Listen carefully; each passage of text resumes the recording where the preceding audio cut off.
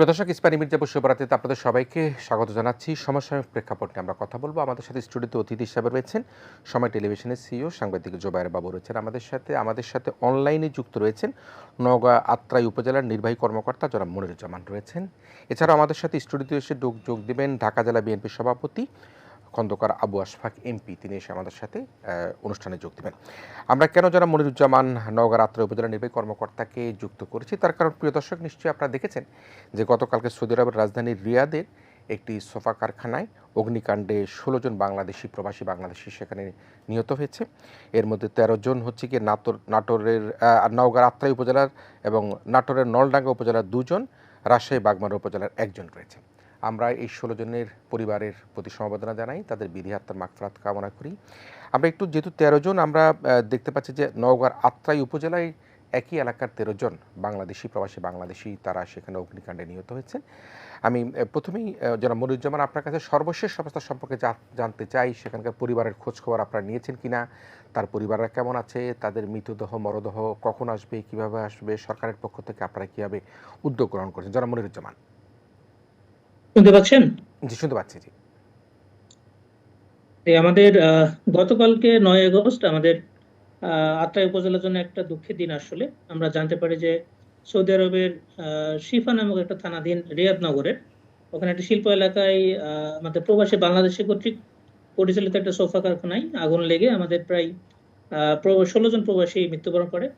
তো এর মধ্যে প্রথমে ধারণা করা হয়েছিল যে আত্রাই উপজেলার 13 জন, কিন্তু পরবর্তীতে আমরা যাচাই বাছাই করে 11 জনের আমরা সঠিক পাই তথ্য, এবং বাকি 5 জন আসলে নাটোর এবং নওগাঁ সদরেরও একজন রয়েছে। তো আমরা রাত্রে জানার পরই গতকালকে রাত্রে আমি এই বাড়িগুলো আমরা প্রায় 6টা পরিবারে আমি ভিজিট করি। তাদেরকে আমরা আমাদের উপজেলা প্রশাসনের পক্ষ থেকে গভীর শোক প্রকাশ করি এবং তাদেরকে আশ্বস্ত করি যে এই লাশগুলো আমরা যত দ্রুত সম্ভব আনার জন্য আমাদের উপজেলা প্রশাসন, জেলা প্রশাসন, আমরা দূতাবাসের সাথে নিবিড়ভাবে যোগাযোগ করছি তাদেরকে দ্রুত দেশে ফিরিয়ে আনার জন্য। এবং আসলে এর মধ্যে 8 জন প্রায় পুড়ে গেছে একেবারেই। তাদের আসলে অস্তিত্ব কতটুকু পাওয়া যায় ডিএনএ টেস্ট আসলে করা একটু সম্ভব কঠিন আর কি, যার ফলে এটা আনতে হয়তো একটু সময় লাগতে পারে। তো আমরা জেলা প্রশাসন এবং উপজেলা প্রশাসনের পক্ষ থেকে প্রাথমিকভাবে আগামীকাল সকালে প্রতি পরিবারে 20,000 টাকা করে 11টা পরিবারে আমরা দেওয়ার বিষয়ে আমরা সিদ্ধান্ত নিয়েছি। আগামীকালকে এটা প্রদান করা হবে। পাশাপাশি আমরা প্রবাসী কল্যাণ বোর্ড থেকে যে তাদের সহযোগিতা পাওয়ার কথা, এটা 3 লক্ষ টাকা করে পাওয়ার কথা আমরা জানতে পেরেছি।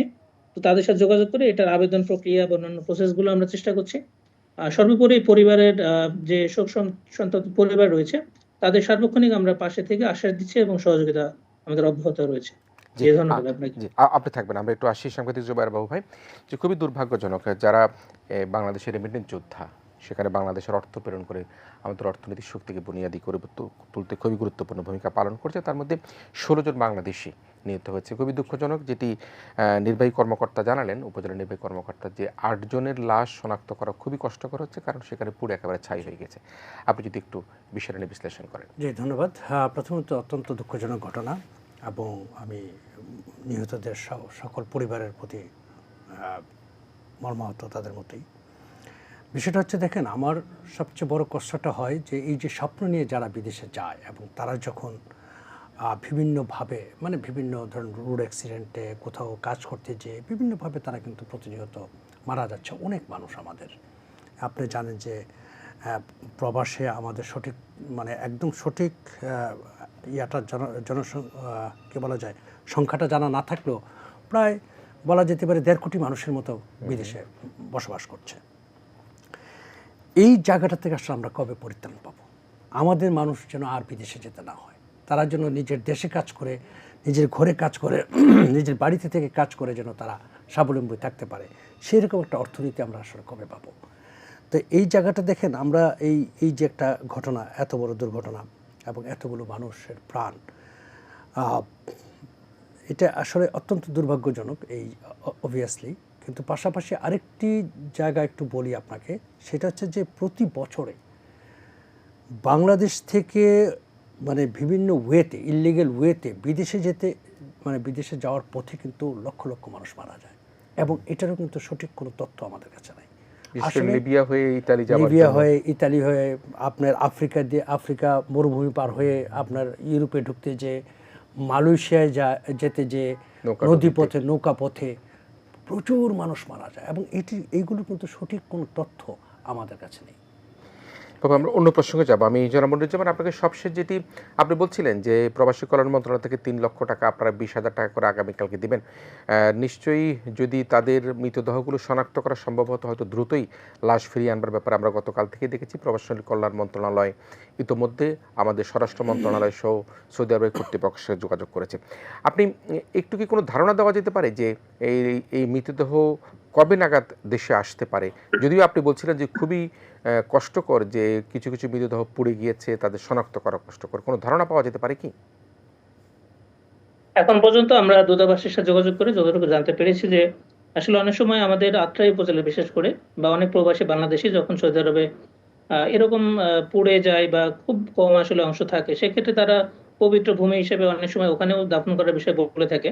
তো তারপরেও যেহেতু 8 জন শুধুমাত্র ধোঁয়াতে নিঃশ্বাস বন্ধ হয়ে মারা গেছে, তো আমরা আমাদেরকে আনুমানিক 10-15 দিন সময় দিয়েছে, 10-15 দিন সময় লাগতে পারে দূতাবাস থেকে, এবং কিছু কিছু ক্ষেত্রে হয়তো আনা সম্ভব হবে না, সেগুলা ক্ষেত্রে হয়তো পুনরায় নির্দেশনা আসতে পারে যে এগুলো ওখানে আসলে দাফন করা সম্ভব কিনা।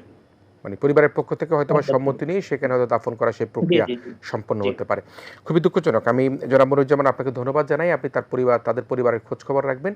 একই সাথে জি তাদের মরদেহ দেশে আসবার পর তাদের দাফন কাফনের জন্য সর্বাত্মক যে কর্মপরিকল্পনা যারা আপনারা নিয়েছেন সেই দিকেও আপনারা জি নজর রাখবেন, এবং আপনার উপজেলা, জেলা পরিষদ এবং একই সাথে আমি ডিসি মহোদয় সকলকে এই পরিবারের প্রতি আপনাদের আন্তরিকতার জন্য আমরা আমাদের আজকের আয়োজনের পক্ষ থেকে ধন্যবাদ জানাই। আপনাকে ধন্যবাদ জনাব মনিরুজ্জামান, আপনি ভালো থাকবেন এবং নিশ্চয়ই আপনি এই পরিবারগুলির আরও বেশি করে খোঁজ খবর রাখবেন।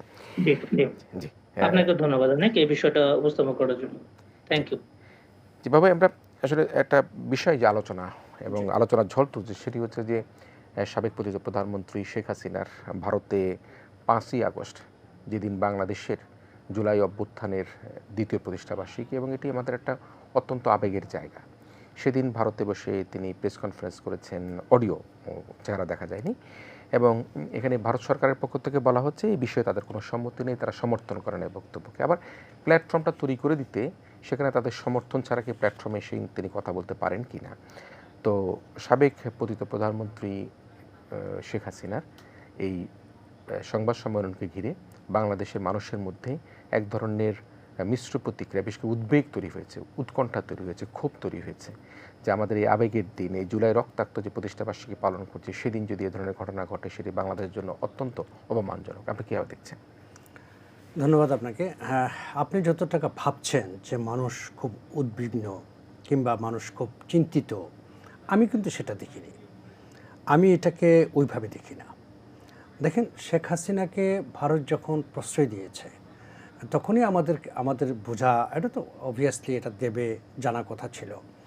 এবং শেখ হাসিনা নিজেও বলেছে যে আমি ভারতকে যা দিয়েছি, হ্যাঁ, মানে ভারত তা কোনোদিনও এই ঋণ শোধ করতে পারবে না। তো সেই ঋণের একটু ক্ষুদ্র অংশ তারা শোধ করতে পারছে বলে আমার মনে হয়, যে শেখ হাসিনাকে প্রশ্রয় দেওয়ার মাধ্যমে। তো এই যে আশ্রয় প্রশ্রয় দিয়েছে ভারত, এবং এটা তো অবভিয়াসলি সেটা ভারতের এটা একটা রাষ্ট্রীয় এখতিয়ার, তারা সেটা দিবে এবং সেটি আমরা ধারণা করে নিচ্ছি। সারা বাংলাদেশের কিন্তু মানুষ কিন্তু জানে যে ভারত আসলে গত 17টা বছর আমাদের কি করেছে। এবং এই যে ভারতের কথা আমরা যখনই বলি কথাটা, দেখেন, ভারত কিন্তু বাংলাদেশকে কখনো রাষ্ট্র হিসাবে দেখেনি। ভারত সবসময় বাজার হিসাবে দেখেছে বাংলাদেশকে। যেখানে মানে আপনি যদি বলেন যে G2G সম্পর্কটা, যেটা গভর্নমেন্ট টু গভর্নমেন্ট, বাংলাদেশের ক্ষেত্রে কিন্তু ভারত কখনো G2G সম্পর্ক রাখেনি, G2B সম্পর্ক করেছে, মানে গভর্নমেন্ট টু বিজনেস। বাংলাদেশকে একটা বাজার তৈরি করে ফেলেছে, এবং এই বাজারের জন্য ইজারাদার হিসাবে তারা শেখ হাসিনাকে রেখেছিল, কারণ এই বাজার থেকে টাকা তুলতে হবে। এবং আপনি জানেন যে প্রতি বছরে ভারত বাংলাদেশ থেকে তখন প্রায় $50 বিলিয়ন নিয়ে যেত। আপনি ট্রেড ডিপোজিট দেখেন, 8 বিলিয়ন থেকে 10 বিলিয়ন ছিল। আপনি আসেন চিকিৎসা বাবদ, আমরা 4 থেকে 5 বিলিয়ন তাদেরকে দিতাম। তারপরে আসেন হচ্ছে আপনার যারা পর্যটক, হ্যাঁ, পর্যটকের আমরা হচ্ছে দ্বিতীয় কান্ট্রি পুরো ভারতের যারা সর্বোচ্চ পর্যটক, 23% পর্যটক ছিল বাংলাদেশি, যেখানে আমরা $8 থেকে $9 বিলিয়ন আমরা সেখানে দিয়েছি তাদেরকে। তারপরে আসেন হচ্ছে আপনার রেমিটেন্স, তারা কী পরিমাণ রেমিটেন্স আমাদের কাছ থেকে নিয়ে গেছে প্রতি বছরে 10 থেকে 12 বিলিয়ন। এইভাবে করে কিন্তু টুকটুক বিভিন্ন খাত থেকে কিন্তু তারা সর্বমোট $50 বিলিয়ন এই বাজার থেকে তারা তুলে নিয়ে যেত। তো এই বাজার থেকে তোলার জন্য যে ইজারাদার, সেই ইজারাদার ছিল শেখ হাসিনা।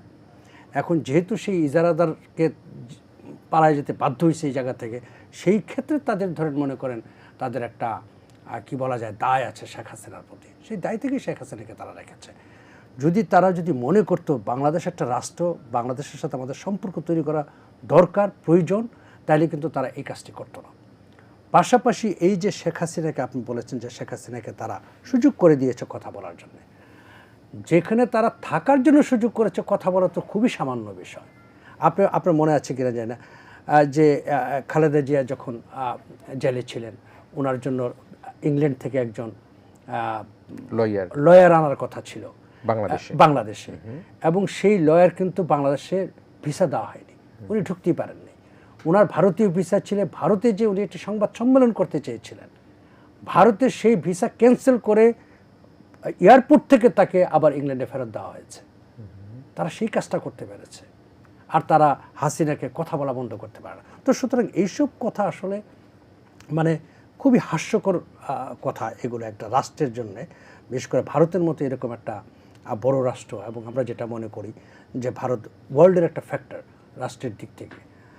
সেই ক্ষেত্রে ভারত যদি এই ধরনের খুবই সামান্য বা মানে ছেলে মানুষের মতো কথা বলে, তাহলে তো এটা তো মেইন ব্যাপারটা হচ্ছে, দেখুন উনি যখনই বক্তব্য দেয় ভারত থেকে, সাথে সাথে কিন্তু বাংলাদেশে মানুষ আরও বেশি এক হয়।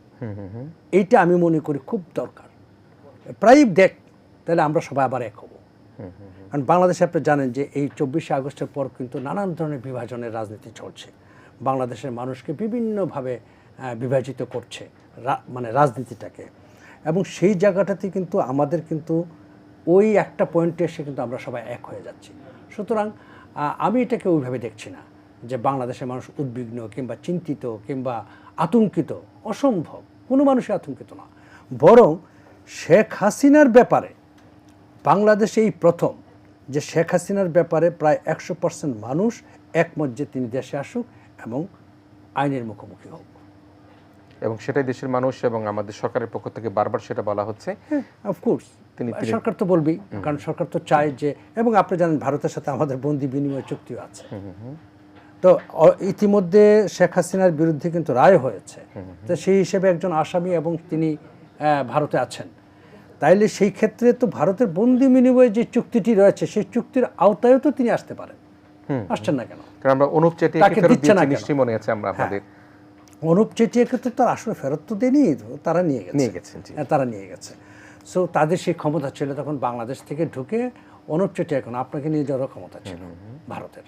তো সুতরাং এটা আসলে এই যে কারণে বললাম যে ভারত, আমরা যদি এক্স্যাক্টলি বলি যে এই যে প্রায় 6000 দিন, 15 বছরের যে আওয়ামী লীগের শাসনামল, এই শাসনামলে ভারত কী করেছে সেটা আমরা ভালো করে জানি, বাংলাদেশ মানুষ ভালো করে জানে।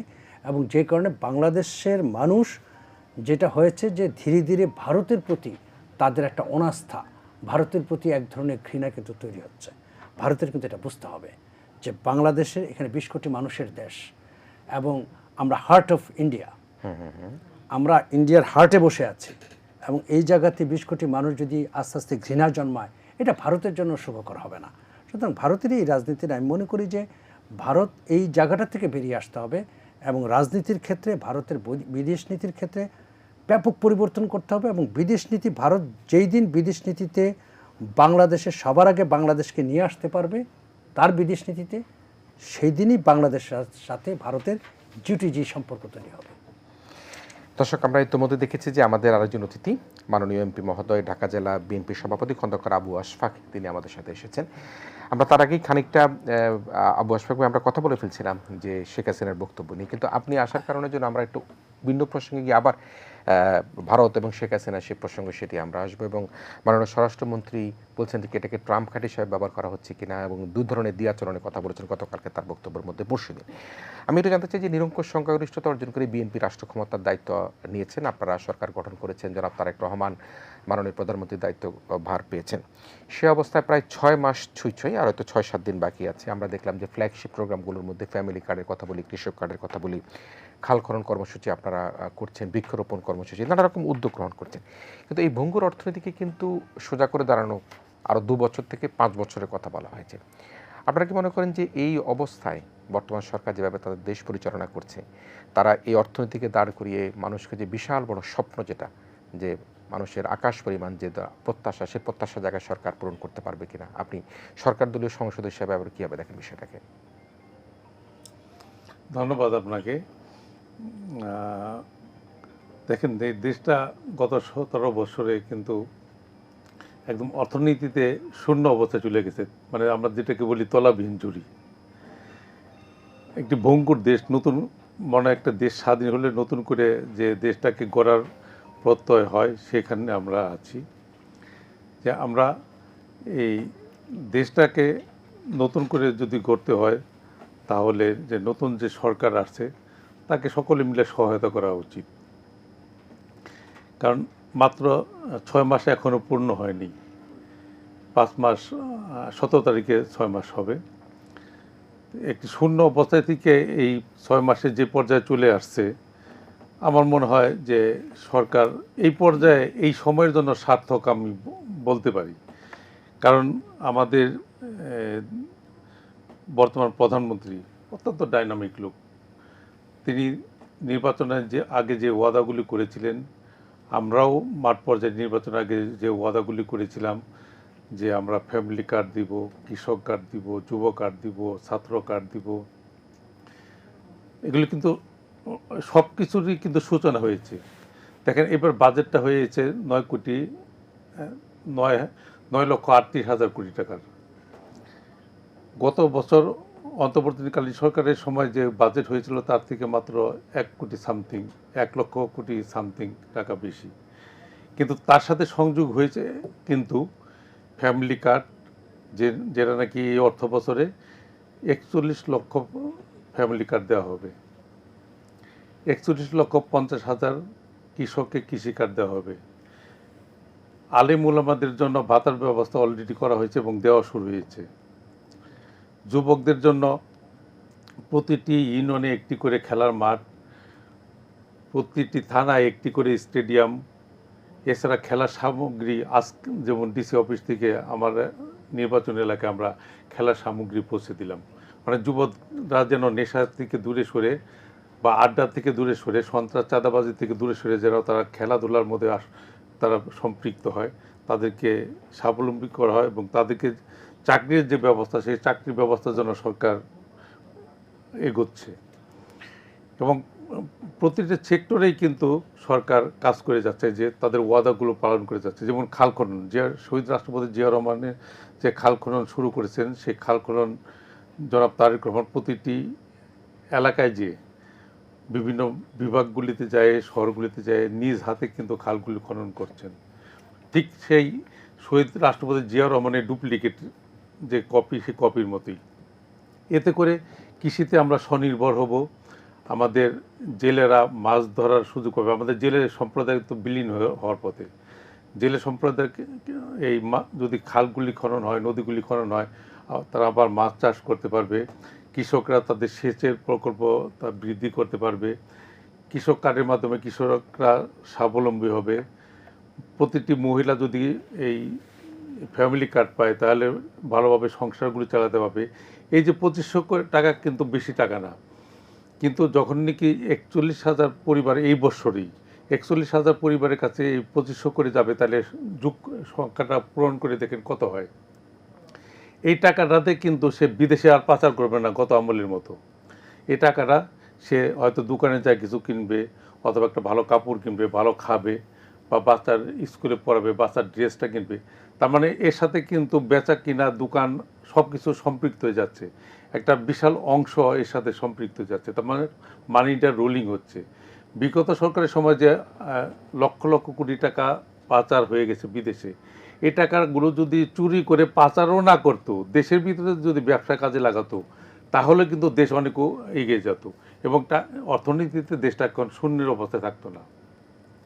তাই 6 মাসের মাথায় আমাদের বর্তমান প্রধানমন্ত্রী আমাদেরকে সাথে নিয়ে যে অগ্রগতি তিনি দেখিয়েছেন, আমরা আশাবাদী আগামী 2 বছরের মধ্যে এই দেশ আবার মাথা উঁচু করে দাঁড়াবে এবং 5 বছরের মধ্যে এই দেশ নিম্নবিত্ত থেকে মধ্যবিত্তে উন্নতি হবে ইনশাল্লাহ, এটা আমার প্রত্যাশা। নিশ্চয়ই। প্রিয় দর্শক, আমরা একটা বিরতি নিতে চাই। বিরতির পর আবারও ফিরে আসবো। দুজন অতিথি রয়েছেন আমাদের সাথে।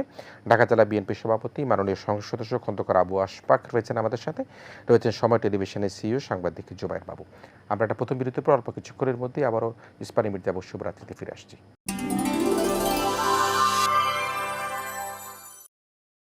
ইস্পানি মির্জা শুভরাত্রিতে আমরা আবারও ফিরে এসেছি। আমাদের সাথে অতিথি হিসেবে রয়েছেন সময় টেলিভিশনের সিইও সাংবাদিক জুবায়ের বাবু, রয়েছেন ঢাকা জেলা বিএনপি সভাপতি খন্দকার আবু আশফাক এমপি রয়েছেন আমাদের সাথে। আমরা জনাব আবু আশফাকের কাছ থেকে শুনছিলাম যে আসলে সরকারের কর্মপরিকল্পনা এবং এই সরকার দৃঢ়তার সাথে তারা মনে করছেন যে লন্ডভন্ড অর্থনীতিকে তারা দাঁড় করিয়ে মানুষের যে আশা আকাঙ্ক্ষার যে বাতিঘর জাতীয় সংসদকে চাঙ্গা করে তারা সেই লক্ষ্যে পৌঁছাতে পারবে বলে আশাবাদ ব্যক্ত করেছেন। আমরা একটা গুরুত্বপূর্ণ বিষয় নিয়ে বাবু আপনার সাথে কথা বলতে চাই। টিজিএফআইয়ের যে গোপন বন্দিশালার কথা, আয়নাঘরের কথা পরিদর্শন করেছেন আন্তর্জাতিক অপরাধ ট্রাইব্যুনালের chief prosecutor advocate Aminul Islam. তিনি অত্যন্ত গুরুত্বপূর্ণ একটা নতুন তথ্য আমাদের দিয়েছেন। সেটি বলছেন 111 সরকারের সময় বর্তমান প্রধানমন্ত্রী তারেক রহমানকে ডিজিএফআই সদর দপ্তরে থাকা জেএসসির যে কোনো একটি সেলে বন্দি রেখে নির্যাতন করা হয়েছিল। তবে নিশ্চয়ই আমাদের মনে আছে কীভাবে তাকে হাসপাতাল থেকে ধরে নিয়ে তার পাঁজর ভেঙে দিয়ে তাকে বিদেশে পাঠিয়ে দেওয়া হয়েছে এবং তার আগে তাকে কোথায় রেখেছে, কী করেছে। কখনোই কিন্তু মরহুমা বেগম খালেদা জিয়া প্রতিহিংসী রাজনীতির কথা বলেন নাই। তিনি বলেছেন প্রতিহিংসা রাজনীতি করা যাবে না। তারেক রহমানও কিন্তু একই রকম তিনি বলছেন না। কিন্তু যেগুলি আইনের প্রক্রিয়া যখন যাবে সকল কিছু কিন্তু সামনে চলে আসবে। আমরা এই যে ডিজিএফের বন্দিশালা, আয়নাঘর, মাননীয় প্রধানমন্ত্রী তৎকালীন একজন যুবক তাকে যে এই বন্দিশালা রাখার বিষয়টি উঠে এসেছে, সেটাকে আপনি কীভাবে দেখেন? এটা তো আপনি জানেন যে 111-এর পরে যে ঘটনাগুলো ঘটলো তার ভিতরে তো একটা অত্যন্ত মর্মান্তিক ঘটনা হচ্ছে যে জিয়া পরিবারের প্রায় সবাইকে গ্রেফতার করা। এবং এই গ্রেফতারের ভিতর দিয়ে আপনি জানেন যে বর্তমানে মাননীয় প্রধানমন্ত্রী ওনাকেও নিয়ে গেলেন এবং ওনাকে কোথায় নিয়ে গেলেন আমরা জানি না। সম্ভবত সেই সময় থেকে কিন্তু আয়নাঘরের উৎপত্তি। আমি যতটুকু জানি যে আয়নাঘর কিন্তু আগে এরকম কোনো কিছু ছিল না, মানে আর্মি ডিজিএফের ভিতরে এরকম কিছু ছিল না। একটা সেল ছিল যেখানে জিজ্ঞাসাবাদ করা হতো, এরকম একটা সেল ছিল। বাট ওই যে ধরে রাখার মতো আয়নাঘর সেটা কিন্তু ওই রকমভাবে ছিল না। এই 111-এর পরেই কিন্তু তারা এই আয়নাঘর প্রতিষ্ঠা করে এবং যেটা পরবর্তীতে শেখ হাসিনা সেটাকে আরও বৃহত্তর পর্যায়ে এটাকে আরও সুন্দর করে মানে এটাকে বাড়িয়েছে জিনিসটা। তো দেখুন, একটা জিনিস হচ্ছে যে আমরা বলি যে আমরা সভ্য হতে চাই, আমরা এগিয়ে যেতে চাই, আমাদের গণতন্ত্র এগিয়ে যেতে মানে আমরা সব কিছুতেই আমরা আসলে অনেক মানে সামনে যাওয়ার চেষ্টা করছি। কিন্তু এই যে ঘটনাগুলো ঘটে, এই যে আয়নাঘর, তারপরে ইভেন এখন পর্যন্ত বিভিন্ন জায়গায় দেখছি আমরা অনেক সময় কিন্তু মানুষ বিচার পাচ্ছেন না। হ্যাঁ, বিচারের একটা না পাওয়ার একটা প্রবণতা থাকে। প্লাস হচ্ছে সমাজে যারা শক্তিশালী মানুষ, যাদের হাতে প্রচুর পরিমাণ ধন সম্পদ টাকা পয়সা আছে, তারা খুব সহজেই বিভিন্ন জায়গা থেকে পরিত্রাণ পেয়ে যায়। তো এই যে বিষয়গুলো কিন্তু এখনও কিন্তু আমাদের এই যে রাষ্ট্রটিকে সামনে নিয়ে যাওয়ার পেছনে প্রথম অন্তরায়। এবং আপনি জানেন যে এই বিষয়টা যে ওনাকে যে আয়নাঘরে রাখা হয়েছিল, ওনাকে যে নির্যাতনটা করা হয়েছে, আমি মাননীয় প্রধানমন্ত্রীর কথা বলছি, উনি কিন্তু কখনই এই বিষয়ে কথা বলেননি। একটা জিনিস খেয়াল করবেন, উনি যে আজ পর্যন্ত যত বক্তব্য দিয়েছেন উনি কিন্তু কখনই কথা বলেননি এইসব ব্যাপার নিয়ে। এবং কখনই কিন্তু উনি সেইভাবে যেটা মানে রেটরিকভাবে যেভাবে একটা রাজনীতিবিদ বলা উচিত, আমাকে এই করেছে, আমাকে সেই করেছে, হ্যাঁ আমি এটার প্রতিশোধ নেব, আসলে না অনেক সময় উত্তেজিত হয়ে যায়, উনি কিন্তু এই ধরনের কথা কখনো বলেননি। এবং এটা যে যেটা আমি বলি যে এটা কিন্তু এটাই ওনার স্বভাব। আমরা যে অনেক সময় বলি যে আমাদের প্রধানমন্ত্রী কি করছেন, হ্যাঁ আরে সাংঘাতিক, মানে এরকম সাধারণ মানুষ, এই সাধারণ মানুষের মতো চলছেন, এটাই কিন্তু এটাই ওনার স্বভাব, এটাই তারেক রহমান। সো এই জায়গাটা কিন্তু নতুন কিছু না। আজ পর্যন্ত আমরা বেগম খালেদা জিয়াকে দেখেছি, উনি কিন্তু কখনোই এই যে ওনার বাড়ি থেকে নির্মমভাবে বের করে দেওয়ার পরও ওনার চোখের পানি কিন্তু আমরা দেখেছি। তারপরে সে এই বাড়ি ভেঙে কিন্তু সেখানে বড় বড় বিল্ডিং করা হয়েছে, ওনাকে কখনোই এই জায়গাটাকে নিয়ে রাজনীতি করতে দেখিনি। ঠিক আছে, আপনি দেখেন আমাদের বর্তমান প্রধানমন্ত্রী সবচেয়ে আদরের ছোট ভাই এবং আমাদের বেগম খালেদা জিয়ার ছোট ছেলে আরাফাত রহমান কোকুর মৃত্যুটা দেখেন। এই মৃত্যু নিয়ে কিন্তু তারা কখনো রাজনীতি করেনি, তারা একবারও বলেনি যে এইটা আসলে মৃত্যু নয়, এটা এক ধরনের হত্যা। তো সুতরাং এই বিষয়গুলো তাদের আমি মনে করি স্বাগতিক, খুব ন্যাচারাল বিষয়টা। তো সুতরাং সেই জায়গাটা থেকে সামনে তো আপনি যেটা সঠিক বলেছেন যে সামনে যেহেতু এগুলো আদালতে আসছে, বিভিন্নভাবে সেগুলো অনুসন্ধান হবে, প্রতিটা জায়গায় অনুসন্ধান করে হয়তো আরও অনেক কিছু বেরোবে যেটা তারা বলেননি, আমাদেরকে হয়তো সেই কথাগুলো বের করতে হবে, আইনের প্রক্রিয়া আইনি প্রক্রিয়ায় বের করতে হবে, কিংবা সাংবাদিকতা সাংবাদিকতায় বের করতে হবে। নিশ্চয়ই বাবাই থাকবেন আমাদের সাথে। এবং জিয়া পরিবার সুখ দুঃখের কথা কিন্তু সারা দেশের মানুষ জানে, এবং মরমা বেগম খালেদা জিয়া যে প্রতিহিংসা রাজনীতি করতেন না সেটা কিন্তু মানুষ জানে, যে কারণের জন্য তিনি দেশনেত্রী হিসাবে বাংলাদেশের মানুষ থেকে যেভাবে তিনি শেষ বিদায় নিয়েছেন সেটি কিন্তু বাংলাদেশের ইতিহাস সেটা রেকর্ড হয়ে থাকবে। আমি একটু আবু আশফাকে আসি আপনার কাছ থেকে। আমরা জুলাই অভ্যুত্থান নিয়ে খানিকায় কথা বলছিলাম, এবং এখানে গুরুত্বপূর্ণ একটা কথা বলেছেন মাননীয় স্বরাষ্ট্রমন্ত্রী গত শুক্রবার বর্ষপূর্তির অনুষ্ঠানের সময়। তিনি জনাব সালাউদ্দিন আহমেদ তিনি বলেছেন, আপনারা হাসিনা কার্ড খেলবেন, ভারতের উদ্দেশ্যে বলছেন, হাসিনা কার্ড খেলবেন আর বাংলাদেশের সঙ্গে বন্ধুত্বপূর্ণ সম্পর্ক চাইবেন। মনে রাখতে হবে দুটি বিপরীত। আশা করি ভারতের কর্তৃপক্ষ, ভারত সরকার বিষয়টি বুঝবেন। আমি কোট আনকোট করে আরও বলছি, তিনি বলেন, ভারত যদি গণ অভ্যুত্থানের মুখে পালিয়ে যাওয়া সাবেক প্রধানমন্ত্রী শেখ হাসিনাকে সেখানে বসে রাজনীতি তৎপরতা চালানোর সুযোগ দেয়, তাহলে বাংলাদেশের সঙ্গে বন্ধুত্বপূর্ণ সম্পর্ক নিয়ে ভারতকে নতুন করে ভাবতে হবে। মাননীয় স্বরাষ্ট্রমন্ত্রী খুবই একটা কড়া বার্তা দিয়েছেন। আমরা দেখেছি আজকে যে ভারতের হাই কমিশনার তিনি মাননীয় প্রধানমন্ত্রী তারেক রহমানের সাক্ষাৎ করেছেন। হাসিনা কার্ডকে আপনি কীভাবে দেখছেন? দেখেন, হাসিনা এই দেশটাকে 17 বছর অবৈধভাবে এই দেশটাকে শাসন করে, শোষণ করে দেশটাকে শেষ করে দিয়েছে। এদেশের জনগণের নাভিশ্বাস তুলে দিয়েছে। বিরোধী দল বা বিরোধী মতের যারা ছিল তাদেরকে একটু আগে যেটা ভাই বলে গেলেন যে আয়নাঘর, এই জেলখানা, এই আদালত, এমনিভাবে কিন্তু আমাদের জীবনগুলো পার হয়েছে। মানুষ যে সময় আনন্দ করে, ফুর্তি করে, ক্ষমতা পায়, ক্ষমতা খাটায় বা মানুষের সেবা করে, বিশেষ করে ধরেন 35-40 বছর থেকে 60-65 বছর বয়স পর্যন্ত, এই যে সময়টা, এই সময়টা কিন্তু হাসিনা আমাদের জীবন থেকে নিয়ে গেছে। আমি এখন এমপি হয়েছি, কিন্তু সেই স্পিরিটটা কিন্তু আমার মধ্যে নাই, যে স্পিরিটটা ওই সময় যদি আমি এমপি হতাম যে স্পিরিটটা পেতাম। এই যে হাসিনা এই দেশ থেকে চলে গেছে, ইন্ডিয়া তাকে আশ্রয় দিয়েছে।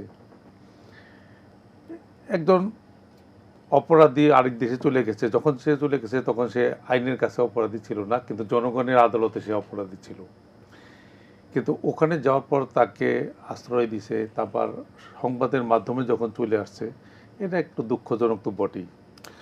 প্রতিবেশী দেশ সবসময় বন্ধুসুলভ আচরণ করবে, এটা আমরা আশা করি, প্রত্যাশা করি। কারণ আজকে সালাউদ্দিন সাহেব যে কঠিন বার্তাটা দিলেন, দুদিন আগে সংসদে উনি কিন্তু বলেছিলেন যে আমরা বউ ছাড়তে পারবো, প্রতিবেশীকে ছাড়তে পারবো না। এই লাস্ট সংসদে উনি বলেছেন। আর দুদিন পর তার কাছে যখন কঠিন বার্তাটা আসলো, এটা কিন্তু সব কিছু পরিবেশ পরিস্থিতির কারণেই হয়েছে। কারণ একটি সাজাপ্রাপ্ত আসামি আরেক দেশে থেকে যদি এই দেশের বিরুদ্ধে, জনগণের বিরুদ্ধে সে ওখানে কথা বলার সুযোগ পায়, এটা আমাদের জন্য দুঃখজনক। তবে আজকে ওই দেশের অ্যাম্বাসেডার বা হাই কমিশনার যা বলেন, উনি আমাদের প্রধানমন্ত্রীর সাথে দেখা করেছেন, কথা বলেছেন।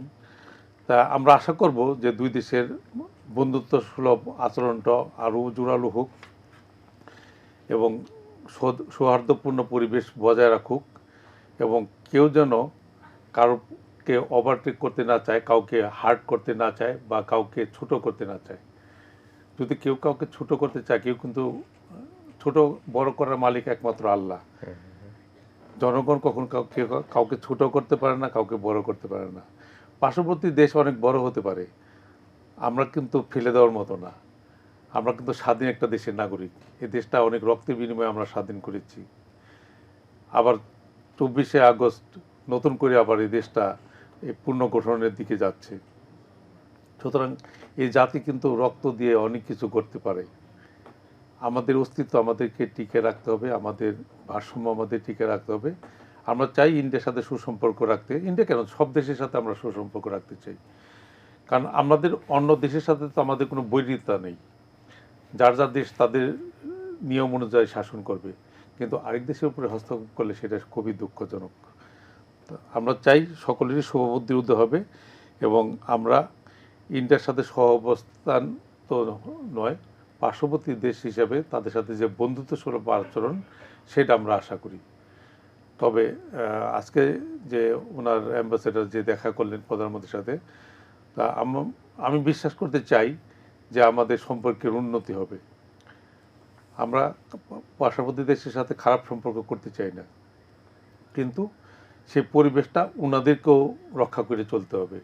তবে ওনারা যে জিনিসটি করেছে, হাসিনাকে যে কথা বলার সুযোগ করে দিয়েছে একটি অপরাধী, একটি সাজাপ্রাপ্ত আসামিকে, এটা আমাদের বাঙালি জাতির জন্য একটি দুঃখজনক সংবাদ এবং ওনাদের জন্য যে খুব সম্মানজনক তাও না। ওনারা কিন্তু আবার অস্বীকার করেছেন যে ওনাদের সমর্থন করেন না। যেটাকে সমর্থন করবেন না সেটাকে বলতে দেওয়ার দরকারটা কি? বলতে না দিলে তো আরও ভালো হতো জিনিসটা।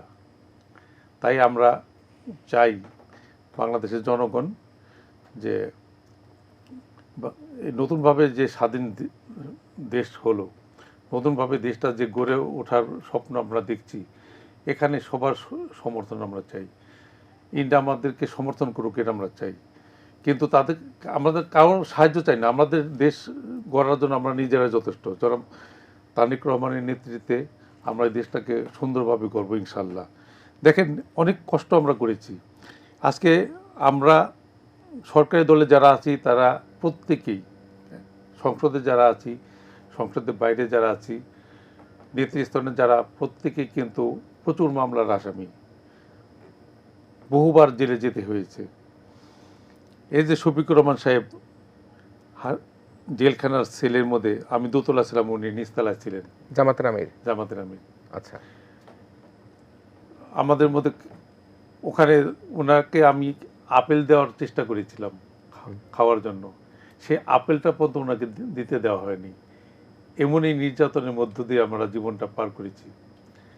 আর এখন আমরা সংসদে, জেলখানা থেকে আল্লাহ আমাদেরকে সংসদে নিয়ে কথা বলার সুযোগ দিয়েছে, এর জন্য আল্লাহর কাছে আমরা লক্ষ্য করি, শুকরিয়া আদায় করি। কিন্তু ওখানে যাওয়ার পর ধরেন শফিকুর রহমান সহ বিরোধী দলে যারা আছে প্রত্যেকে কিন্তু নির্যাতিত, সবাই এই দেশের জন্য অবদান আছে। কিন্তু সংসদে যারা ভালো ভালো কথাগুলো বলে, আবার বাইরে এসে যে হুমকিটা দেয় যে এই সরকারকে 3 দিনের মধ্যে হটাই দিতে হবে, এই সরকারকে ফেলে দিতে হবে। সরকারকে তো বানিয়েছে জনগণ, ফালানোর মালিকও জনগণই, বিরোধী দল তো ফালাতে পারে না। হাসিনার মতো একটি জনগণবিহীন, জনগণের সমর্থনবিহীন সরকারকে ফেলতেও কিন্তু আমাদের 17 বছর পার হয়ে গেছে। আর যদি মনে করে বিএনপি 5 মাসের মাথায় বিএনপিকে কেউ ফেলে দিবে, সেটা কি বোকার স্বর্গে বাস করছে না? সুতরাং এগুলো না বলে, দেশটা যখন উন্নয়নের দিকে যাচ্ছে, দেশটা কিন্তু আমাদের সকলের, এ দেশের জন্য আমরা সকলেই রক্ত দিয়েছি। এই যে 24শে আগস্ট বলেন, 24শে আগস্ট কিন্তু 1 মাসে হয়নি, এটা কিন্তু 17 বছর আগে থেকে এই আন্দোলনটা শুরু হয়েছিল।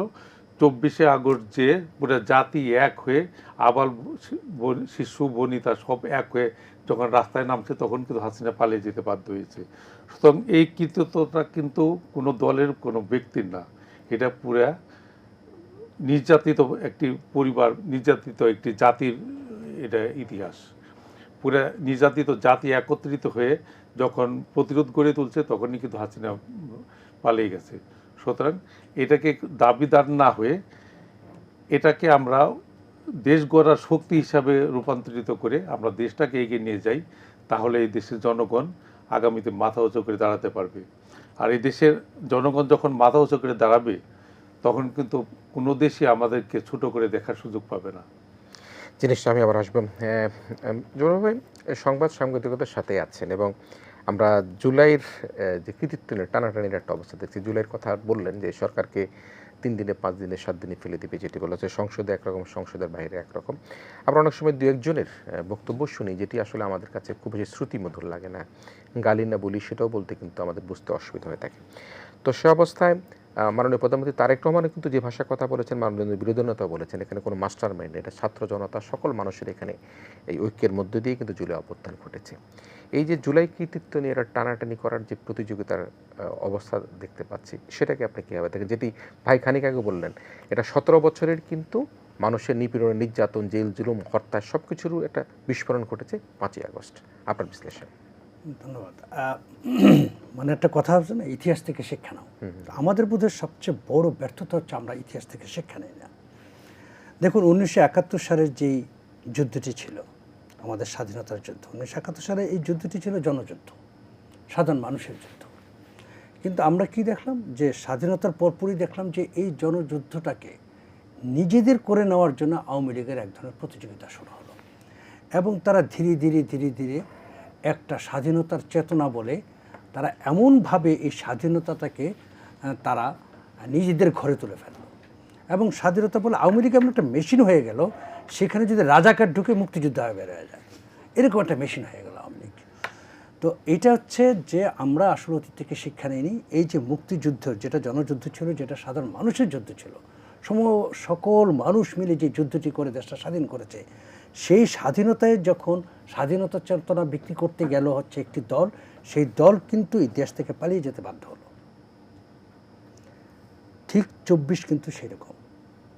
24টা হচ্ছে গণ অভ্যুত্থান, সাধারণ মানুষ করেছে, ছাত্র জনতা, আপনার শ্রমিক, কৃষক, কে ছিল না, মহিলা, শিশুরা পর্যন্ত, বাচ্চা, আপনি জানেন যে অনেক শিশু পর্যন্ত নিহত হয়েছে। তো এইরকম একটি গণ অভ্যুত্থানটিকে আবারও দেখছি সেই হাসিনার স্টাইলেই একটা কুক্ষিগত করার একটা পরিকল্পনা, এবং এইটাও কিন্তু এটারও ফল কিন্তু ভালো হবে না। যেই ফলটা কিন্তু শেখ হাসিনা ভোগ করেছে, তাদেরকে কিন্তু একই ফল ভোগ করতে হবে। তো সুতরাং আমি মনে করি ইতিহাস থেকে শিক্ষা নেওয়া উচিত। বাংলাদেশের এরকম অনেক বিষয় আছে, যে বিষয়গুলো আমি মনে করি যে এইগুলোকে নিয়ে আসলে রাজনৈতিক দলগুলো বসা উচিত, বসে বলা উচিত যে ভাই এগুলো সব ছাড়ি, আমরা আসেন দেশ কেমনে ডেভেলপ করা যায় সেটা দেখি। দেখেন বাংলাদেশে দীর্ঘদিন পরে, দীর্ঘ 15 বছর পরে একটা নির্বাচন হলো, যেই নির্বাচনটা ছিল কাঙ্ক্ষিত নির্বাচন, যেই নির্বাচনের জন্য, যে গণতন্ত্রের জন্য সাধারণ মানুষ লড়াই করেছে, হাজারো মানুষ প্রাণ দিয়েছে, 30,000-এর মতো মানুষ আহত হয়েছে, শত শত মানুষের চক্ষু নাই, আপনি চিন্তা করতে পারেন। সেই রকম একটা আন্দোলনের ফলে একটা গণতন্ত্র আমরা পেলাম। আমাদের এখন কাজটা কি, এই গণতন্ত্রটাকে কীভাবে টেকসই হয় সেইটার চিন্তাভাবনা করা।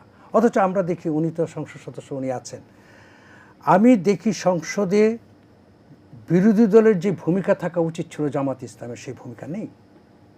তারা জনগণের কথা, বিরোধী দল তো জনগণের কথা বলবে, জনগণের দুঃখ কষ্ট, জনগণের কী প্রয়োজন সেই কথাটা তুলে ধরবে সরকার দলের কাছে, যুদ্ধ করবে জনগণের জন্য বিরোধী দল। কিন্তু আমরা দেখি ওয়াশিং মেশিন চায়, কার্টেন চায় ঘরের, মানে একটা বিরোধী দল হিসাবে জামাতকে যে ভূমিকাটা থাকা উচিত ছিল, সেই ভূমিকাটা কিন্তু আমরা 6 মাস দেখিনি।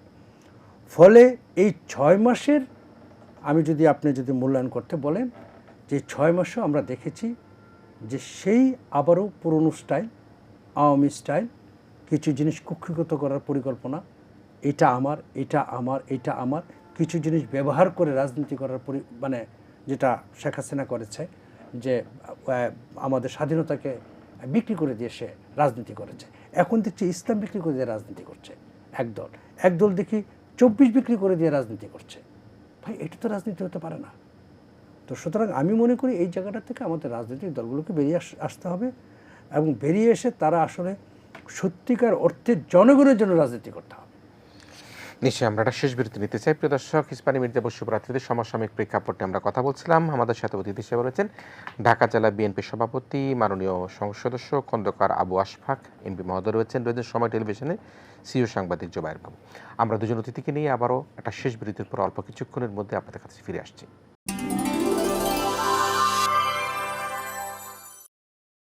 প্রিয় দর্শক, ইস্পানি মির্জাপুর শুভরাত্রিতে আমরা আবারও ফিরে এসেছি। সমসাময়িক প্রেক্ষাপট নিয়ে কথা বলছিলাম। খন্দকার আবু আশফাক এমপি, ঢাকা জেলা বিএনপির সভাপতি, তিনি রয়েছেন আমাদের সাথে। আমাদের সাথে রয়েছেন সময় টেলিভিশনের সিও সাংবাদিক জোবায়ের বাবু রয়েছেন আমাদের সাথে। আমি ফিরে আসি একটা গুরুত্বপূর্ণ বিষয় নিয়ে। আমরা জেল জুলুম, ডিজিএফআইয়ের যে বন্দিশালা, আয়নাগর সব কিছু কথা শুনলাম। আমি রাষ্ট্রপতির যে নির্বাচন, সেই নির্বাচনের প্রসঙ্গে আসবো। তবে তার আগে আমি একটু খন্দকার আবু আশফাক, আপনার কাছ থেকে যে মাননীয় প্রধানমন্ত্রীকে যে ডিজিএফআই সেলের যে বিষয়টি এখানে উত্থাপিত হয়েছে, আমরা দেখেছি যে প্রসিকিউটর অ্যাডভোকেট আমরুল ইসলামের পক্ষ থেকে বলা হয়েছে, আপনি সেই জায়গাটায় যে বন্দিশালা, আয়নাঘর নিয়ে একটু বিশ্লেষণ করে, রাষ্ট্রপতি দ্বিতীয়বারের মতো যিনি নির্বাচিত হয়েছে, বিএনপির পক্ষ থেকে তোড়জোড় শোনা যাচ্ছে জনাব মির্জা ফখরুল ইসলাম আলমগীর, এবং একই সাথে আমরা জামায়াতের শুনেছি কর্নেল অবসরপ্রাপ্ত অলি আহমদকে তারা মনোনয়ন দিয়েছে, তারা কনফার্ম করেছে মনোনয়ন। আপনি ডিজিএফের সেলের পরে রাষ্ট্রপতি নির্বাচন নিয়ে কথা বলবেন। দেখেন, একটা দেশের প্রশাসন, ডিজিএফআইয়ের পার্টটা তো আর্মির পার্ট। এনারা দেশটা স্বাধীনতার জন্য এদের বিশাল অবদান ছিল, কিন্তু 111 তৈরি করার পর দেশি বিদেশি চক্রান্তর মাধ্যমে কিন্তু 111টা তৈরি হয়েছিল। তৈরি হওয়ার পর তারা আয়নাঘর তৈরি করলো। আমাদের বর্তমান যে প্রধানমন্ত্রী জনাব তারেক রহমান, তাকে সেখানে নিয়ে গেল। সেখানে সারা রাত তাকে হাত উঁচু করে বেঁধে রেখে রাত দুপুর সময় হঠাৎ করে হাতটা খুলে দেওয়া হতো, দাম করে তিনি নিচে পড়ে যেতেন। এভাবে তার মেরুদণ্ডের হাড় ভেঙে ফেলা হলো। মানে মানুষ ধরেন উনি অন্যায় করেছে, দেশে প্রচলিত আইনে ওনার বিচার হবে, কিন্তু তাকে আয়না ঘরে নিয়ে যে তাকে কোমরের হাড় ভেঙে দেওয়া হবে, এটা তো একটা সভ্য দেশে হতে পারে না। এটা তো 111-এর কাজ না। 111 যদি শুদ্ধি অভিযানের জন্য হয়ে থাকে তাহলে তো নির্যাতন করার কথা না। এমনইভাবে কিন্তু অনেকেই ওই সময়, অনেক রাজনীতিবিদরাই ওই সময় নিয়ে নির্যাতন করা হয়েছে। পরবর্তীতে আওয়ামী লীগ ক্ষমতায় আসার পর বা 111 সরকারের সাথে আতাত করে আওয়ামী লীগ ক্ষমতা দখল করার পর, আমি দখল শব্দটা এখানে ব্যবহার করব, দখল করার পর তারা ওই সেলগুলোকে বিএনপি নির্যাতন বা বিরোধী দলের নির্যাতনের সেল হিসাবে তারা ব্যবহার করলো। সেখানে বিএনপির অনেক নেতাকে বছরের পর বছর রাখা হয়েছে, যেমন আমাদের হুমায়ুন কাদের চৌধুরীকে সেখানে রাখা হয়েছে কয়েক বছর। আপনার জামাতের আরমানকে রাখা হয়েছে কয়েক বছর। মানে পরিবার জানে না তার সন্তানটি কোথায়। যদি লাশ পাওয়া যায় তখন কিন্তু একটা সান্ত্বনা পায় যে আমার সন্তানটা মারা গেছে বা মেরে ফেলছে, তাকে আমরা নিজ হাতে আদর করে সোহাগ করে তাকে আমরা কবরে রেখে এসেছি, আমরা তাদের নিজ হাতে সন্তানটাকে ধরতে পেরেছি, আমি নিশ্চিত হতে পেরেছি আমার সন্তানটাকে খুন করা হয়েছে, মেরে ফেলা হয়েছে। যখন যেমন করে ইলিয়াস আলীর লাশ বা কোনো সংবাদ এখন আমরা পাইনি, চৌধুরী আলমের সংবাদ এখন আমরা পাইনি, এমনই অনেক নেতাকর্মী যারা আছে তাদের সংবাদ এখনও তার পরিবার জানে না। অনেক পরিবার এখনও দরজা খুলে বসে থাকে তার সন্তানটি বা তার স্বামীটি ঘরে ফিরবে। এমনই অবস্থা কিন্তু এখনও আমাদের মধ্যে বিরাজ করছে। ইলিয়াস আলীর পরিবার কিন্তু এখনও তার ওয়াইফ তার স্বামীকে খোঁজে, তার সন্তান তার বাবাকে খোঁজে, আমার বাবা যদি ফিরে আসতো। যে এই 111 সরকার বা আওয়ামী লীগের সরকার একই কাজই তো করছে। আওয়ামী লীগের সময় যে কাজগুলো করা হয়েছে এদেরকে উধাও করে দেওয়া হয়েছে। তো এই যে নির্যাতন, এটা কিন্তু একটা সভ্য দেশে এরকম হওয়া উচিত না। এখন তারা যে পালিয়ে গেল, এই পালানোটা কি এটা তাদের জন্য খুব শোককর হয়েছে? এই পালানোর পরে তারা যে আবার এই দেশে ফিরে কখনো আসবে, যদি ধরেন 10-20 বছর পর আসলো, কিন্তু সেই সম্মানের সাথে কি তারা থাকতে পারবে? চোর যেমন পালিয়ে যায়, আবার যখন ধরা পড়ে তখন কি বলে? চুরি তো বলে। বাংলাদেশের ইতিহাসে কোনো রাষ্ট্রপ্রধান খুন হয়েছে, মারা গেছে, ক্ষমতাচ্যুত হয়েছে, কিন্তু পালিয়ে যায় নাই, একমাত্র হাসিনাই পালিয়ে গেছে। এবং দেখবেন যে হাসিনার আত্মীয় স্বজন কিন্তু কেউ গ্রেপ্তার হয়নি। তার আত্মীয় স্বজন কিন্তু আগে, হাসিনা জানতো তাকে পালাতে হবে, তার আত্মীয় স্বজন সব আগে সরাই দিছে, কিন্তু তার নেতাকর্মীদেরকে কাছে সে সরায়নি। হাসিনা কিন্তু নিজেকে নিয়ে নিজে পালিয়ে গেছে। হেলিকপ্টারে কয়জন, তার সুটকেসের মধ্যে 14টা সুটকেস সহ তিনি চলে গেছেন। এই 14টা সুটকেসের মধ্যে কি ছিল? নিঃসন্দেহে ইন্ডিয়ান শাড়ি বা সেলোয়ার কামিজ ছিল না, কিন্তু ইন্ডিয়ায় যাচ্ছেন। দেশে থেকে লুট করা অবশিষ্ট যে ডলার, স্বর্ণ, টাকা যেগুলো ছিল সেগুলো 14টা লাগেজে করে নিয়ে গেছে যাওয়ার সময়। তার মানে দেশে সে আর আসবে না চিন্তা করেই গেছে। আমরা তো তাদেরকে আমন্ত্রণ জানাচ্ছি, আসুন ফেস করুন, আদালত ফেস করুন। আমরা আদালত ফেস করিনি, আমরা জেল খাটিনি। আদালতে প্রমাণ করেন আপনি নির্দোষ। আপনি যদি পালে থেকে ওখান থেকে হুমকি দিতে থাকেন তাহলে তো আপনার একটা ছোট বাচ্চাও একটা ডিল মারতে পারে একটা কুমিরের উপর। সুতরাং এগুলি করে কোনো লাভ নেই। এই দেশটাকে ভালোবাসতে হলে, এই দেশের এই জনগণকে ভালোবাসতে হলে ঐক্যবদ্ধভাবে সকলকে কাজ করতে হবে এবং অপরাধীদেরকে অপরাধী স্বীকার করে, অপরাধী হিসাবে গণ্য করেই তাদেরকে এদেশে ফিরে এনে এদেশে প্রচলিত আইনে তাদের বিচার করা হোক, এটি আমাদের প্রত্যাশা। এদেশে নাগরিক কেন অন্য দেশে থাকবে? দেশে চলে আসুক, আইন ফেস করুক। তাদেরকে আসতে কেউ বাধা দেয়নি তো, সরকার তো কখনো বাধা দেয়নি তোমরা আসতে পারবে না।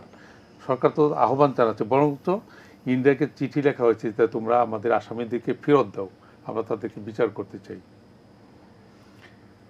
তাই এই দেশ এগোবে যত, অনেক প্রতিকূলতার মধ্যে কিন্তু দেশে আগাইছে। এবং জনাব তারেক রহমানের একটা জিনিস আপনি খেয়াল করেছেন, উনি শহীদ রাষ্ট্রপতি জিয়া রহমানের সন্তান। উনি দেশনেত্রী বেগম, আপসীন দেশনেত্রী বেগম খালেদা জিয়ার সন্তান। তিনি নিজেও প্রধানমন্ত্রী। তিনি অনেক দেমাক হতে পারতেন যে আমি এই পৃথিবীর মধ্যে সবচেয়ে নামী একটি ব্যক্তি, যে যার মা প্রধানমন্ত্রী ছিলেন, বাপ রাষ্ট্রপতি ছিলেন। কিন্তু উনি দেশে এসে কী করলেন? এয়ারপোর্টে নেমেই উনি পায়ের জুতাটা খুলে মাটিতে পা রাখলেন। মানে দেশের মাটিতে পা রাখার যে কি শান্তি, 17 বছর পর তিনি সেটা উপভোগ করলেন। তিনি যখন জেলখানায় যেতেন, যে নামতেন, গাড়ি থেকে নেমে কিন্তু তিনি আকাশের দিকে তাকাতেন যে উপরে আল্লাহ আছে, দুনিয়াটা অনেক বড়, আল্লাহর বিচার আছে। মিনিংটা কিন্তু এমনই। এবং আল্লাহর বিচার তিনি পেয়েছেন। এবং তিনি যেভাবে চলেন, পৃথিবীর ইতিহাসে কোনো রাষ্ট্রপতি এভাবে চলে বা রাষ্ট্রপ্রধান এভাবে চলে, তার কোনো সিকিউরিটি নেই। আমাদের এই মন্ত্রীদের, সম্মানিত মন্ত্রী সাহেবদের যে সিকিউরিটি গাড়িগুলো ছিল সেগুলো কিন্তু তিনি উইথড্র করে নিয়ে গেছেন। এমনও দেখা গেছে যে তিনি যাচ্ছেন রাস্তায়, সিগন্যাল পড়লো, তার গাড়িটা কিন্তু দাঁড়িয়ে গেল। আর বিগত দিনে দেখা গেছে তো 1 ঘন্টা আগে থেকে সমস্ত রাস্তা ব্লক করে রাখা হতো, পুরো খালি করে রাখা হতো যে প্রধানমন্ত্রী আসতেছেন, রাষ্ট্রপতি আসতেছেন। এখন কিন্তু আমাদের রাষ্ট্রপতি যখন যায়, তার পাশ দিয়ে হুন্ডাররা চলে গেলেও বুঝতে পারে না যে আমাদের প্রধানমন্ত্রী যাচ্ছেন। মানে এত সহজ সরলভাবে দিন চলছে, তিনি গ্রামগঞ্জে মানুষের সাথে মিশে যাচ্ছেন।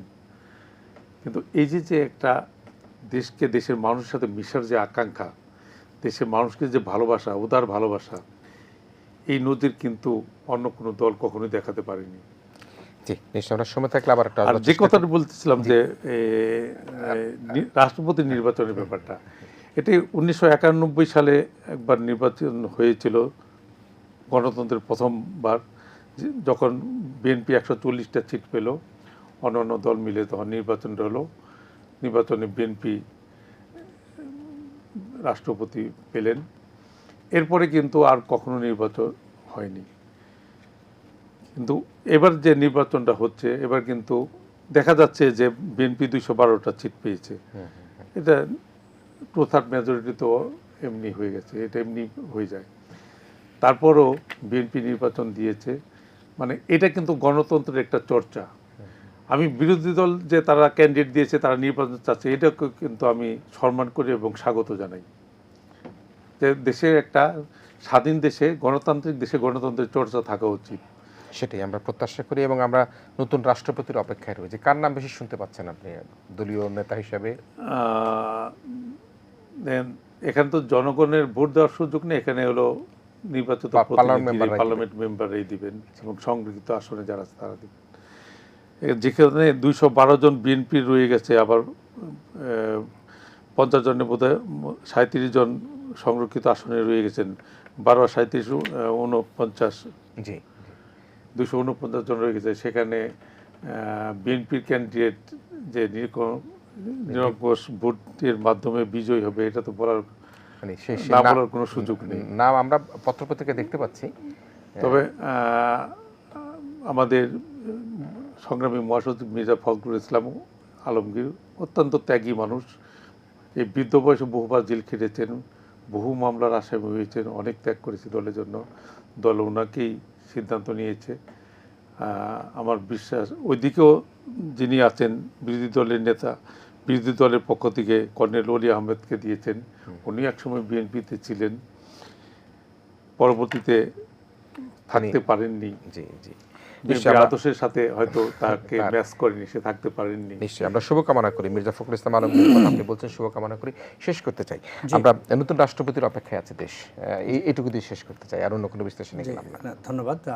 অবশ্যই এটা তো আমরা তো রাষ্ট্রপতির জন্য অপেক্ষা করছি, এবং আপনারা জানেন যে যে আগে যিনি ছিলেন তার ব্যাপারে আমাদের অনেকেরই অনেক ধরনের ছিল, অভিযোগ ছিল, এবং যাই হোক শেষ পর্যন্ত সব সুন্দর হয়েছে, ভালো হয়েছে। এবং আমি মনে করি একটি সুন্দর যে প্রক্রিয়া যেটি উনিও বলেছেন যে গণতন্ত্রের সৌন্দর্য কী, গণতন্ত্রের সৌন্দর্য হচ্ছে এটা, আমরা একে অপরের সাথে প্রতিযোগিতা করব, কিন্তু যিনি বিজয়ী হবেন তাকে মেনে নেব। জি, তো সুতরাং এই যে মেনে নেওয়ার প্রবণতাটা, এই মেনে নেওয়ার প্রবণতাটা আমাদের তৈরি হচ্ছে, যেটা ছিল না গত 17 বছরে, যেটা অনুপস্থিত ছিল। সেই জায়গাটাতে আমরা আসতে পারছি ধীরে ধীরে, এবং ধীরে ধীরে আমাদের গণতন্ত্রের চর্চা হচ্ছে বাংলাদেশে, এবং এই চর্চার মাধ্যমে আমরা আসলে সব কিছু অর্জন করতে চাই, তাই তো? কারণ গণতন্ত্র যদি অর্জিত না হয় এবং গণতন্ত্র যদি সুরক্ষিত না হয়, তাহলে কিন্তু আমরা এই অর্জনগুলো ধরে রাখতে পারবো না। সুতরাং গণতন্ত্রকে রাখতে গেলে আমাদেরকে চর্চাটার ভিতরে থাকতে হবে, এবং এই চর্চাটি হচ্ছে, যেমন আমরা গত ফেব্রুয়ারিতে একটি নির্বাচন দেখেছি, নির্বাচন করেছি, ভোট দিয়েছি, এবং পাশাপাশি এখন আমরা যাদেরকে ভোট দিয়ে সংসদে পাঠালাম তারা এখন ভোট দিবেন রাষ্ট্রপতি নির্বাচনের জন্য।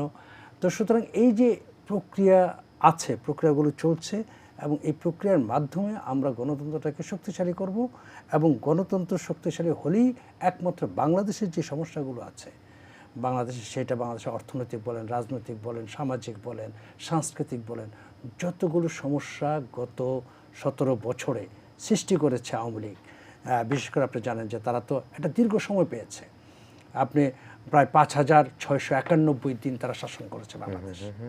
তো 5691 দিন শাসন করেছে একটি দল, এবং তারা খুব মজা করে সব কিছু ধ্বংস করেছে, ধীরে ধীরে ধ্বংস করেছে সব কিছু। তো সেই জায়গা থেকে আমরা ঘুরে দাঁড়াচ্ছি আবার। সুতরাং এই ঘুরে দাঁড়ানোর জন্য আমাদের যেটা চর্চা করা দরকার, সেটা হচ্ছে যে এই গণতন্ত্রের চর্চাটি। নিশ্চয়ই আমরা নতুন রাষ্ট্রপতির অপেক্ষায় থাকলাম, শুভকামনা থাকলো।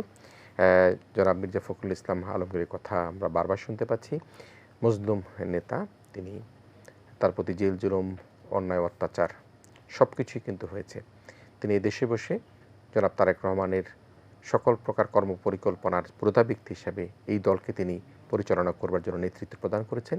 একটা বিষয় যে বিএনপির সৌন্দর্য, সেটি হচ্ছে যে গত 17 বছরে বিএনপিকে ভাঙবার বহু চেষ্টা করা হয়েছে, এবং সেই ভাঙবার অপচেষ্টা করেও কিন্তু কোনোভাবেই যারা যে অপশক্তি, সে অপশক্তি কোনোভাবেই তাদের যে মনোভাব, সে মনোভাব পূর্ণ করতে পারেনি। তার মধ্যে জনাব তারেক রহমান অবশ্যই শীর্ষ নেতা হিসেবে সে নেতৃত্ব প্রদান করেছেন। মির্জা ফখরুল আলমগীর সহ আরও অনেক স্ট্যান্ডিং কমিটির আমাদের সম্মানিত সদস্যরা রয়েছেন, বিএনপির অনেক নেতারা রয়েছেন। বিএনপি কিন্তু ভাঙা যায়নি। আমরা এই যে মজলুমের সংসদ, সেই মজলুমের সংসদ থেকে একজন রাষ্ট্রপতি পেতে যাচ্ছি, সে রাষ্ট্রপতির অপেক্ষায় থাকলাম। এবং প্রিয় দেশবাসী, আমরা আশা করি এই রাষ্ট্রপতিই হবে যেভাবে তারেক রহমান সাহেব সিগন্যালে দাঁড়ান, যেভাবে তারেক রহমান সাহেব তার অতিরিক্ত প্রোটোকল ব্যবহার করেন না, সাধারণ মানুষের সাথে তিনি চলাফেরা করেন, সেরকম একজন রাষ্ট্রপতির অপেক্ষায় থেকে আমরা আমাদের আজকে ইস্পাহানি মির্জাপুর শুভরাত্রি এখানে শেষ করছি। খন্দকার আবু আশফাক এমপি মহোদয়, আপনাকে ধন্যবাদ জানাচ্ছি, শুভকামনা জানাচ্ছি। নিশ্চয়ই বিএনপির এখানে জয় হওয়াটাই অনিবার্য, কারণ সংসদে সংখ্যাগরিষ্ঠতা আপনাদেরই রয়েছে, আপনাদের জয়ই হয়তো অনিবার্য, এবং সেই অনিবার্য জয়ের অপেক্ষায় আমরা থেকে, নতুন রাষ্ট্রপতির অপেক্ষায় থেকে একই সাথে জোয়ার বাবু ভাই আপনার চুলচেরা বিশ্লেষণ, এবং বিশেষ করে বাংলাদেশের সাথে যে হাসিনা কার্ড ব্যবহার করবার ক্ষেত্রে যে অপচেষ্টা করে একটি দেশ, একটি শক্তি, একটি পার্শ্ববর্তী রাষ্ট্র, সে আলোচনায় আপনি আরও সমৃদ্ধ করবার জন্য আপনাকে ধন্যবাদ জানাচ্ছি। প্রিয় দর্শক, আপনারা ভালো থাকবেন, সবাই মিলে ভীষণ ভালো থাকবেন।